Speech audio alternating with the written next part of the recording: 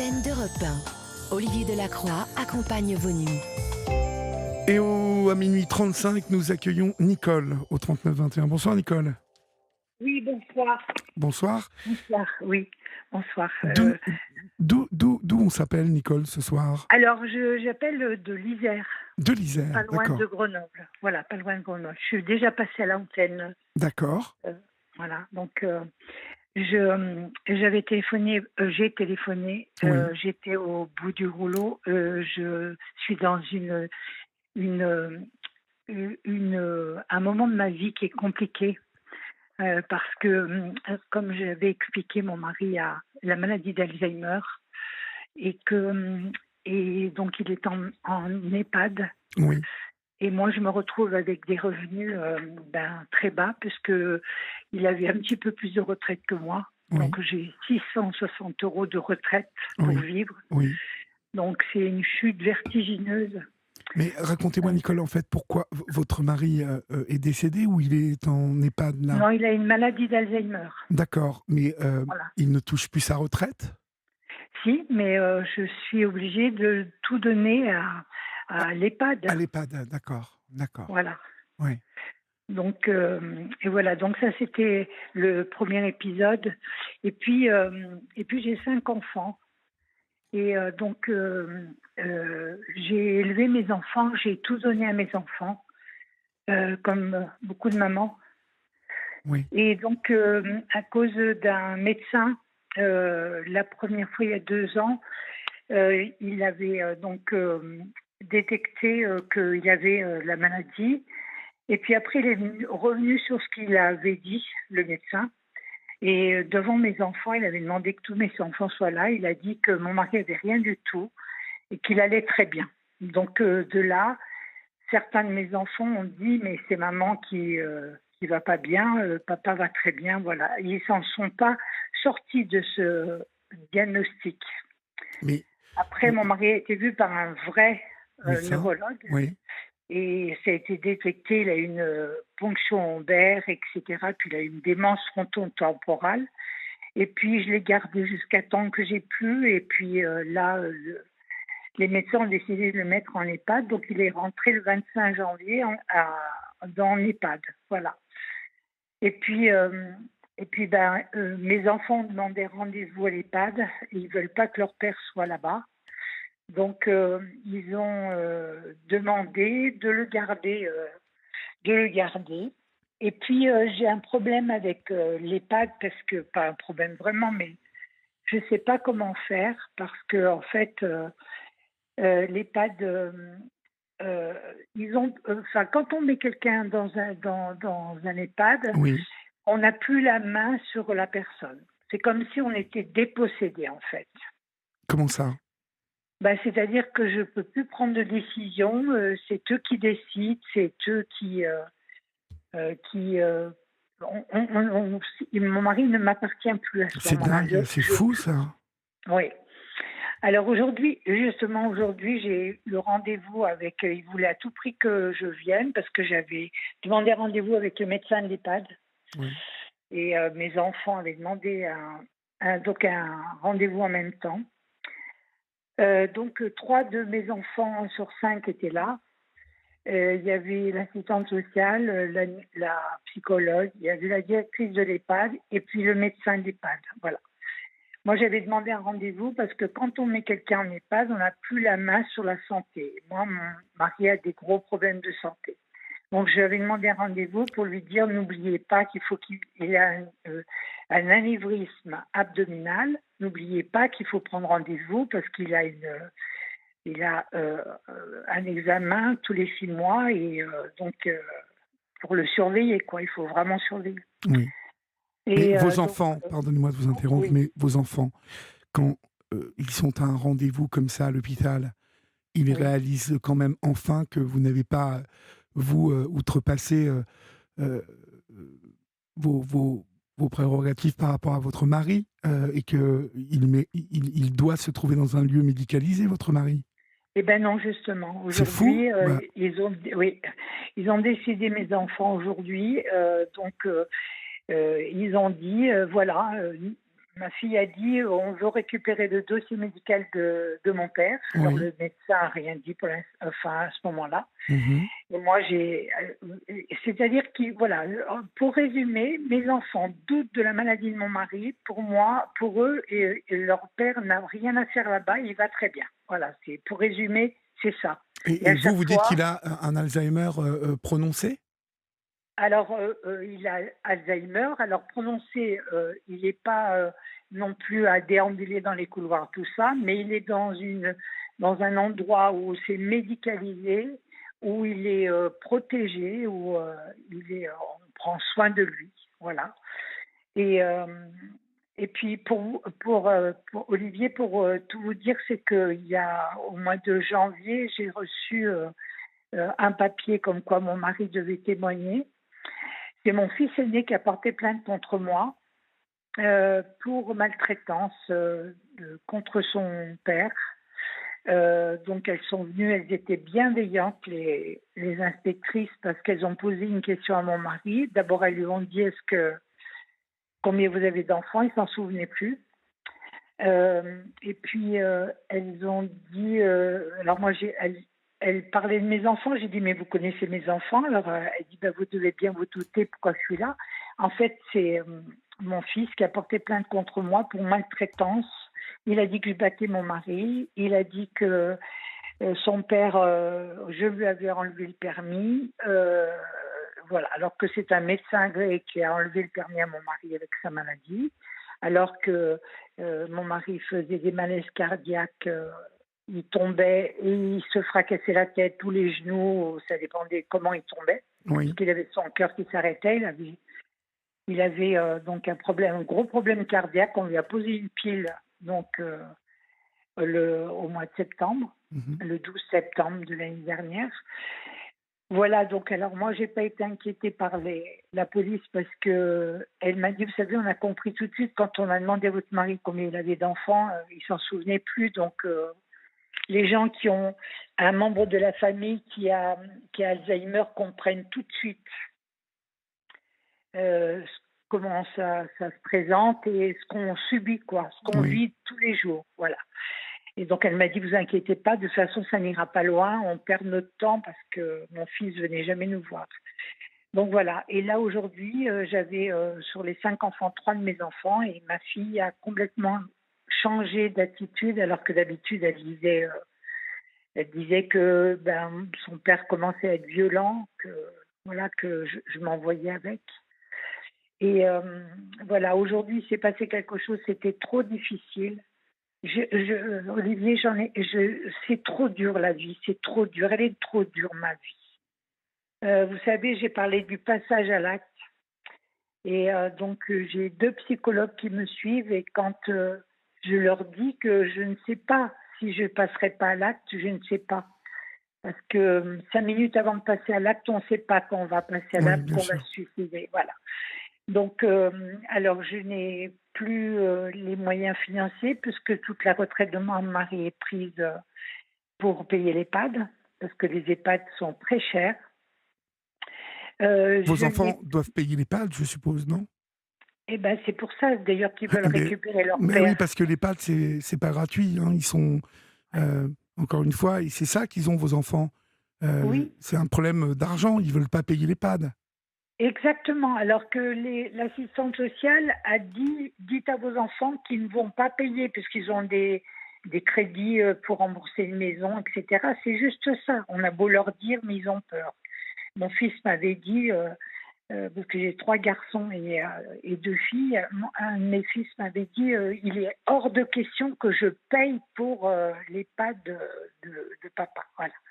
Alors, donc il se pose plusieurs problèmes. C'est que moi j'ai dit: «D'accord, s'ils veulent prendre leur père», mais d'abord, je ne sais pas s'ils vont bien s'en occuper, parce que la charge est tellement énorme, ils ne Mais savent ouais, pas mais ils se ce que rendent pas c'est. compte. Ils ne se rendent Ils pas ne se compte. rendent pas compte. Quel âge ont-ils, D'ailleurs, vos enfants? alors, donc, ça va de 52 à 30, bah 40 bientôt là, 40 cette année. Et Voilà. qui va prendre votre mari chez lui Alors ou ils ont chez elle? décidé entre eux, Olivier, vous voyez, ils ont décidé entre eux. Là, il y avait la psychologue, elle a dit, mais cette conversation, est-ce que vous l'avez entre vous? Alors je dis, ben non, parce que mes enfants m'ont pas dit. Ils auraient pu me dire, maman, si tu veux, on va prendre papa, on va s'en occuper, parce que voilà. Mais moi, je suis devant le fait accompli aujourd'hui. Ça s'est passé cet après-midi, justement. Donc voilà, et puis donc ils vont s'en occuper. J'ai dit d'accord, moi j'y vois pas d'inconvénient, mais ils se rendent même pas compte que c'était pour les protéger que j'ai gardé leur père jusqu'à que je puisse plus, quoi. Et puis ça fait des mois que j'ai pas payé le loyer, donc ils ont fait une demande d'expulsion. Je vais passer au tribunal, Qui a fait une demande d'expulsion? ben, les propriétaires de l'appartement. Donc, alors mes enfants, j'ai jamais, Olivier, je n'ai jamais un coup de fil de mes enfants. Il n'y a que le dernier qui est cuisinier, qui vient tout le temps me voir, qui m'appelle, qui me fait des petits coucous. Il habite dans la ville où je vis, enfin il travaille dans la ville où je vis. Et il ne Euh, parle pas avec ses frères et sœurs pour leur dire alors il dit que c'est le plus jeune, il n'y arrive pas. Il dit que c'est à eux à voir. Il a dit, moi je m'occupe de toi, tu vois, je viens te voir. Il me rassure, voilà, c'est mon soleil. Mais Oui. les autres, j'ai pas un coup de fil. C'est-à-dire que j'aimerais qu'on m'appelle, qu'on me dise, allô maman, ça va, etc. Mais pas un coup de fil. Olivier, j'ai eu un cancer du sein. On m'a opéré 2 fois. Là, en 2021, j'ai refait un autre. Pas cancer, mais c'était tellement. Il fallait l'enlever parce que c'était. Comment dire, ils l'ont analysé après, mais c'était. C'est un papillovirus, je sais pas quoi, donc ça se serait transformé en cancer. Ils sont jamais venus me voir à l'hôpital. Jamais. J'ai été opérée 9 fois du ventre. Ils ne sont jamais venus me voir. Ils n'ont jamais pris une nouvelle. Voilà. Et je sais plus ma vie, de quoi elle est faite, qu'est-ce que j'ai fait de mal. J'ai tout donné à mes enfants, tout, tout. Et mes filles, elles m'appelaient, maman, j'ai pas de quoi acheter du pain. Et ben, j'allais vite à la poste pour envoyer un mandat cash. Maman, j'ai pas ceci. Je donnais, je donnais, je donnais, je donnais. Quand je travaillais il y a des années, mais voilà. Et là, aujourd'hui, je n'ai plus personne, Olivier, parce que j'ai perdu ma sœur. On était très proches. J'ai perdu mon beau-frère en 2020, donc le mari de ma sœur. Oui. Et là, aujourd'hui, Olivier, ce qui se passe, et je sais que je ne suis pas la seule, c'est qu'il y a des jours comme ça où je ne vais pas bien et je me dis, je vais appeler qui? Avant, j'avais ma sœur, je l'aurais appelée, j'aurais dit allô, voilà, voilà ce qui se passe. Elle m'aurait rassurée, elle m'aurait donné les clés pour que je m'en sorte. Mais là, j'ai plus rien, j'ai plus personne.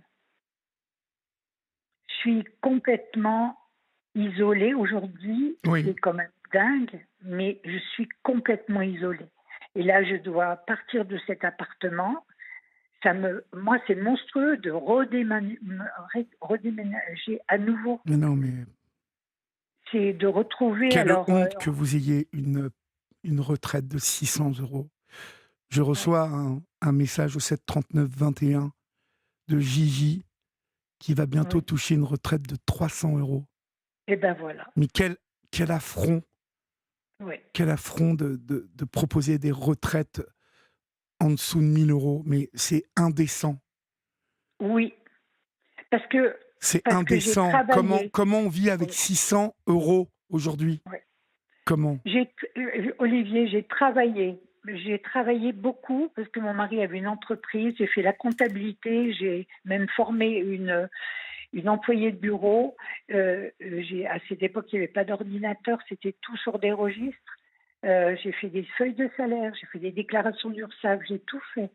Je tapais à la machine les factures, les devis, etc. Et à cette époque, on n'était pas déclaré conjoint collaborateur, ça n'existait pas. Et, euh, et en fait, ben, j'ai que mes yeux pour pleurer, parce que la plupart du temps, j'étais là pour mon mari, pour son entreprise. Oui.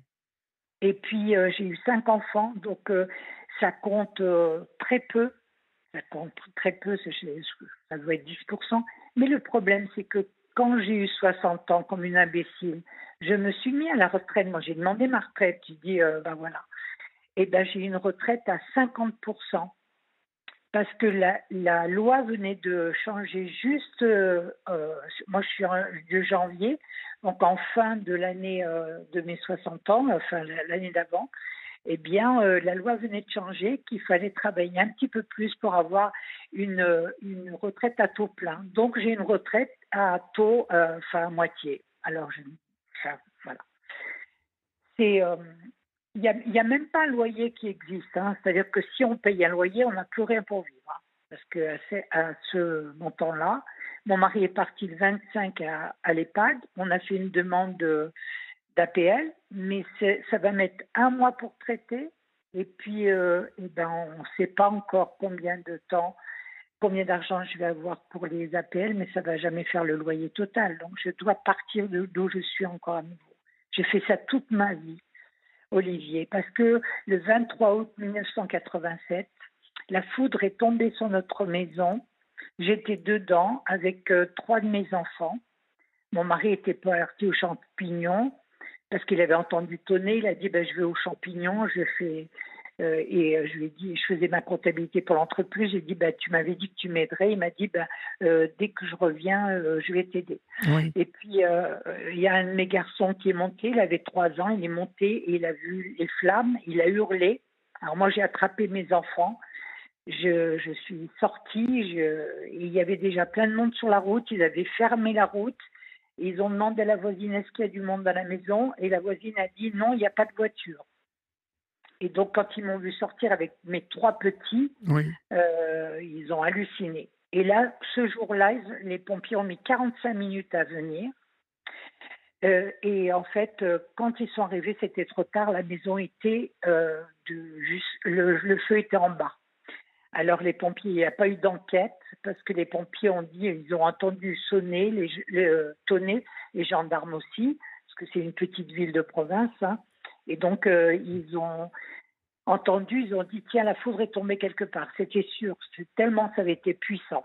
Et en fait ils m'ont dit les pompiers que la boule de feu avait été sous le toit, avait embrasé toute la laine de verre.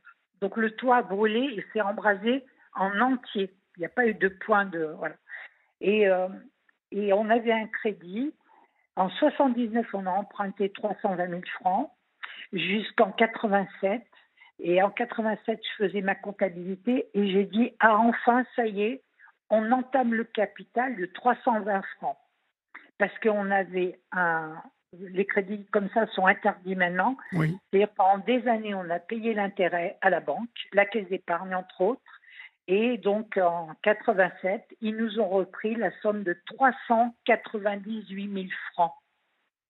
380 Parce qu'ils ont dit, oui, parce qu'ils ont dit que la maison a été frappée d'alignement, qu'on ne pourrait pas la refaire.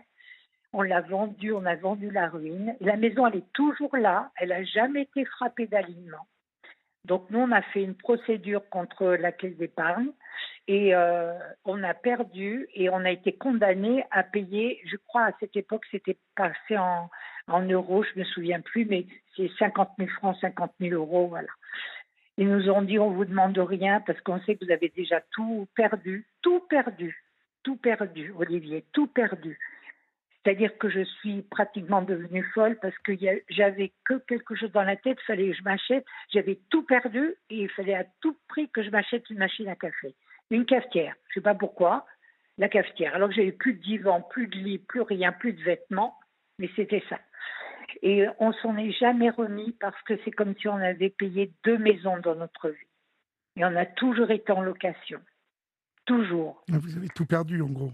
On a tout perdu, tout perdu. Les souvenirs, les photos de mes enfants à cette époque, c'était que de l'argentique, il n'y avait pas de numérique. On a tout perdu, notre vie. Et des années après, même 20 ans après, des fois je disais à mon mari, ah mais tu te souviens, on avait ça comme... Parce que on a tellement de choses dans notre vie, on accumule tellement de choses, Oui. de souvenirs, que des fois... on n'a plus rien pour pour prouver, c'est que notre seule mémoire. Et donc, dans la mémoire, des fois, on oublie certaines choses. Et puis, voilà. Et j'ai élevé mes enfants. À l'école, ils m'ont dit, c'est incroyable avec ce que vous avez vécu, parce que mes enfants, on les a gardés unis, on est restés unis avec nos enfants pour pas qu'ils souffrent de ça. Et je disais à cette époque à mes enfants, écoutez, nous, on a eu tout ça, mais vous faites en sorte que votre vie soit la meilleure possible et que vous fassiez, que vous ayez une belle vie. Votre père et moi, on a subi tout ça, mais vous faites en sorte que ça ne vous arrive pas. Et tous mes enfants ont un boulot, des diplômes, ils travaillent tous. Et voilà, pour moi, à cette époque, c'était le principal. Et aujourd'hui, je ne peux pas compter sur eux. Aujourd'hui, C'est fou. j'ai été dépossédée de ma vie parce que quand je suis partie de l'EHPAD cet après-midi du rendez-vous, j'ai pas eu, à part mon jeune fils qui est cuisinier, là, qui est venu et qui s'occupe bien de moi, mais les autres, non. Voilà. Eh ben, Je sais pas ce que je vais devenir, Olivier, je sais pas. Et puis j'ai plus envie de lutter parce que les gens me disent, mais si, Nicole, tu es fort, tu vas t'en sortir, tu t'en es sortie, parce que quand on voit tout ce que j'ai eu dans toute ma vie, et puis j'ai même plus les moyens de m'acheter à manger, là. ouais. C'est-à-dire que je fais plus de courses. Et vous Là, n'avez pas de famille autour de vous ou d'amis qui vont pouvoir vous recueillir, vous aider? Alors, pour l'instant, non. J'ai une amie qui m'a dit que si jamais je devenais SDF, elle m'a dit tu viendras chez nous. Mais j'ai pas envie de ça, moi, parce que c'est Mais oui, toute mais une bon, vie, là. oui, C'est mais toute une vie, Olivier. écoutez-moi, Nicole. Oui, Quoi qu'il arrive, bien évidemment, la vie est injuste et bien évidemment, vous avez raison de dire que la vie est dure. Mais si les choses se gâtent par malheur, ne refusez pas les mains qu'on vous tend, surtout. Ne, ouais, ne mettez pas là-dedans de la fierté, de l'ego, parce que vous savez, j'ai assez recueilli de paroles de gens qui, pendant des années, ont perdu du temps à refuser les mains tendues, justement, mais par pudeur, hein, souvent. oui, Et finalement, si j'ai pu échanger avec eux après, c'est qu'ils ont réalisé il fallait les prendre, ces mains tendues. Il ouais, fallait les saisir, parce qu'elles sont le salut.